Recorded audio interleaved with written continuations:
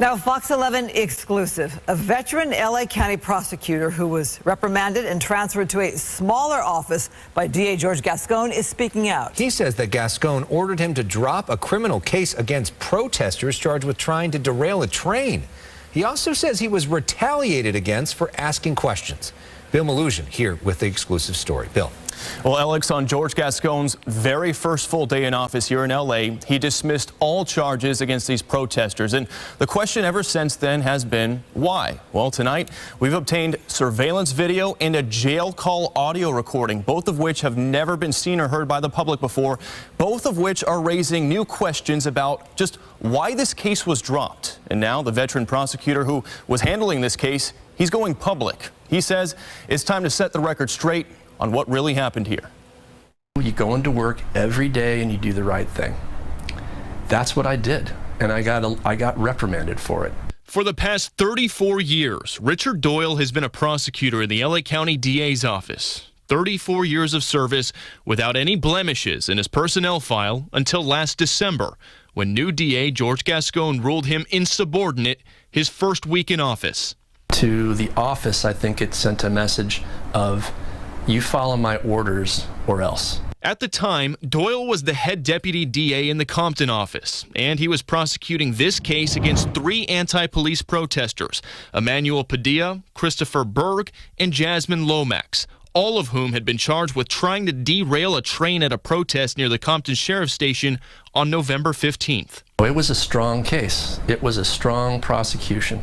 Doyle tells me a major part of the case was this surveillance video from the Compton Sheriff's Station that day, which Fox 11 has obtained from a source. Clear as day. To understand the context of this video, there are 3 sets of train tracks right next to the sheriff's station. On November 15th, you see all of them in the video, while down the street and out of frame, a protest is taking place against LASD over the deadly shooting of Andres Guardado. At that protest, LASD deputies have set up these yellow steel wire barricades coated in plastic. As the protest ends, watch closely. The video shows Berg and Lomax dragging the barricade across the train tracks. A third protester runs by, also dragging the wire across the tracks. Seconds later, Padilla can be seen following behind them before trees obstruct vision of him and the camera moves away from him. As it pans to the right, Lomax can be seen still tugging on the barricade, which is anchored at the other end. She eventually lets go. Then Lomax and Berg walk away. Padilla emerges behind them, and they all leave the area. Moments later, LASD deputies can be seen running towards the tracks, and the barricade is removed as a Metro light rail train passes by just 15 seconds later. The surveillance video clearly shows the 2 women, Lomax and Berg, pick up the barricade and start to drag it across. So the evidence against them is incredibly strong just from the video. However, the view of Padilla is mostly blocked in the video, which does not show him grabbing the barricade. But Doyle says, and according to the police report, LASD detectives on scene did witness Padilla helping pull the barricade across the tracks while that video is obstructed. What you can't see is that this is the point in time when he grabs and he continues to help them. They let go of it, he continues to pull it, but that's blocked by the trees. Padilla was arrested 3 days later when he was spotted protesting at the sheriff's house, and Doyle says he made incriminating comments to LASD detectives. He confessed to them that yes, he was at the protest, yes, he did drag the barricade across, but that it was not his intent to wreck a train. He said he thought it could cause an electrical problem with the train. Padilla, Lomax, and Berg were all later charged with felony attempted train wrecking, a charge that could carry life without parole. They were also charged with a lesser felony count of unlawful obstruction of a railroad track.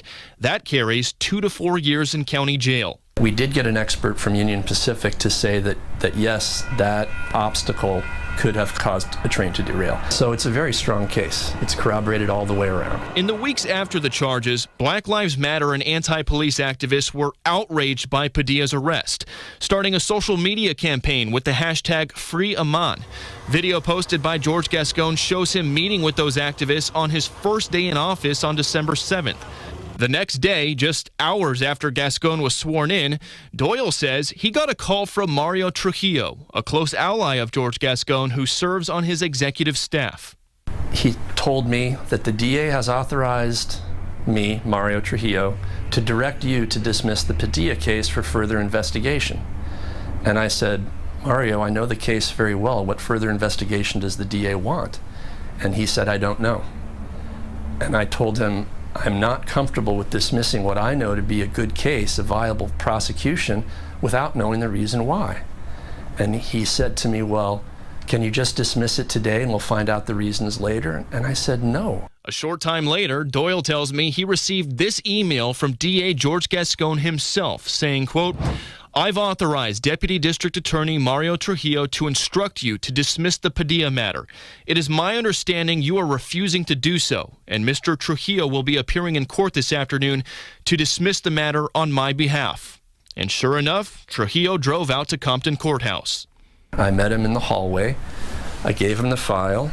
We both went in. I sat in the audience, and when the case was called, he moved to dismiss it in the interest of justice. No discussion of further investigation. That Friday, I was personally served a letter of reprimand for essentially disobeying a direct order of the DA. Goes in your file permanently. Shortly after, video posted to social media shows Padilla being released from jail, with a large crowd welcoming him outside of Twin Towers. As for Doyle, he says 3 weeks later, he was transferred from the Compton office, where he supervised 66 people, to the much smaller Environmental Crimes Division, further from his home, where he now supervises only 9 people. I interpret it as a retaliation and punitive transfer. When I asked Mr. Gascon's administration why the entire case was dropped against all 3 protesters, I was told, quote, the felony counts were dismissed in the interest of justice following a review of video evidence and inconsistencies in reports from the arresting agency. It's not the same as having Gascon's ear. But Fox 11 has obtained some of Emmanuel Padilla's jail calls, recorded days before Gascon took office and dropped the case. In one call, Padilla is talking to his wife and an acquaintance about whether he should hire a high-priced defense attorney or if he should use his personal attorney, Jorge Gonzalez, a friend of George Gascon's who donated $1,000 to Gascon's campaign for district attorney. In the meantime, Jorge might be able to get you out. Like the fact that he knows Gascon is pretty big. Yeah, agreed. What good is that going to be in the end? It's not the same as having Gascon's ear or, you know, Right.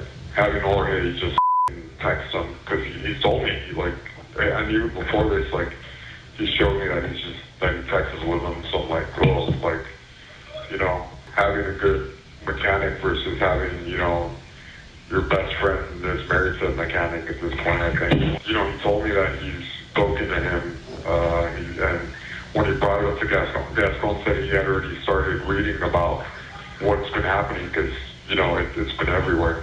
What are your thoughts on hearing that? Certainly, Mr. Padilla thinks that his attorney has the in with the DA and that he's going to benefit from it. And with hindsight being 20/20, that's exactly what happened.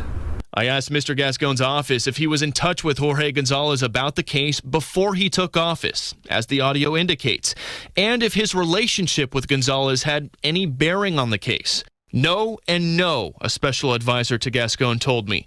The DA found out after the dismissal of the case that Mr. Gonzalez was an attorney for Mr. Padilla. But in a phone call with me, Jorge Gonzalez told me that, yes, he did text with George Gascon about the case before he took office. He said that Gascon responded that he was aware of it and that he told Padilla that Gascon is a good guy who will likely give them a fair shot. Gonzalez then accused LASD deputies of lying in their police reports, suggested they arrested Padilla for political reasons, and said the video exonerates him, telling me in part, quote, Mr. Doyle's fanciful claims that I got the Padilla case dismissed because of my ties to DA Gascon are pure fantasy from someone who ignores fairness and wants to do the sheriff's bidding. My support of Gascon predated the Padilla case. It wasn't just Padilla that was dismissed, it was also Berg and Lomax, and the video clearly shows them doing it.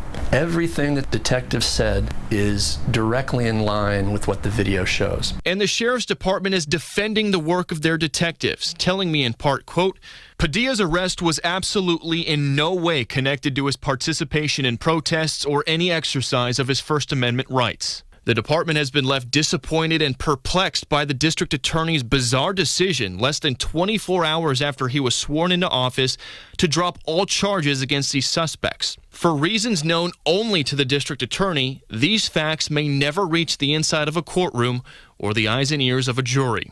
Doyle tells me he believes the evidence was there to convict all defendants on both felony counts, that there was no legitimate legal reason to drop the entire case against all of them, and he believes Gascon did it to send a message on his first day. To the public in large, it's that, hey, see, I'm on the side of the protesters. I'm on the side of this. I promised that I would be this progressive DA, and here's evidence of it. I'm not going to go away without fighting this because it's just wrong. And Richard Doyle has now filed a grievance against the DA's office, alleging that George Gascon retaliated against him. George Gascon's office says they can't comment on this because it's a personnel matter. Now, earlier this morning, Gascon held a Zoom webinar to talk about his first 100 days in office. On it, I tried repeatedly to ask him about this case, but they only allowed written questions. They were all screened by his spokesman, who did not pass my question on this to Mr. Gascon, so never got a chance to hear from him. Guys? So, Bill, if this case had moved forward, what were these folks looking at in terms of penalties? A lot of time, the serious charge, the trying to derail, that's a potential LWOP, which is life without parole, a lesser charge, 2 to 4 years. But Richard Doyle, the prosecutor, told me they were not going to go for life in prison or decades. They said he would have expected the defense would have come to them. They would have cut some sort of a plea deal, probably on that lesser charge of trying to obstruct a railroad track, and it would have been much less time, not going for decades in prison. But he says they never even got a chance for that to happen because the entire case against all three was just dismissed. All right, we're wondering after this report if we'll get a response from the DA. And we welcome him to do so. All right, thank you, Bill.